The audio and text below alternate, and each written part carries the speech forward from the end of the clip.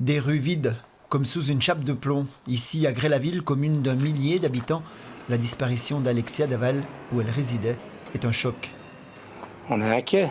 On a tous des enfants, puis vu ce qui s'est passé, c'est des choses horribles.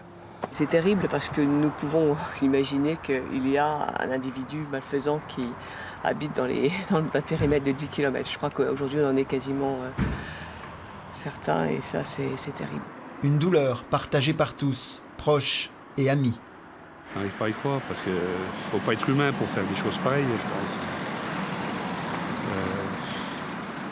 J'ai un peu de mal. J'ai une pensée pour les parents. Les parents perdent un enfant, c'est ce que j'ai déjà dit. Perdre un enfant, c'est ce qu'il y a de plus terrible. Bon, voilà, je sais ce que c'est que de perdre un enfant, c'est très dur.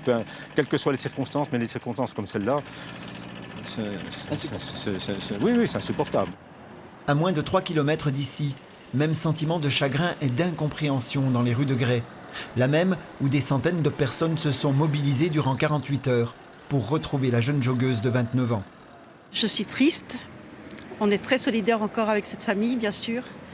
Et comme on ne sait rien encore, ou du moins on suppose des choses, mais c'est tout, on attend.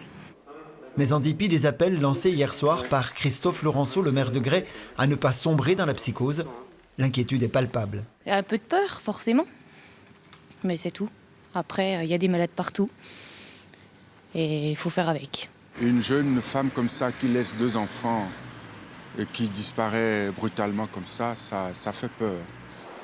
Sentiment d'angoisse aussi en raison du peu d'éléments sur les circonstances de la disparition d'Alexia et qu'accentue la découverte d'un corps en partie carbonisé hier en milieu d'après-midi. En attendant les conclusions de l'autopsie jeudi, les gendarmes poursuivent leur ronde dans les rues et le long des berges de la Saône. Une présence pour rassurer.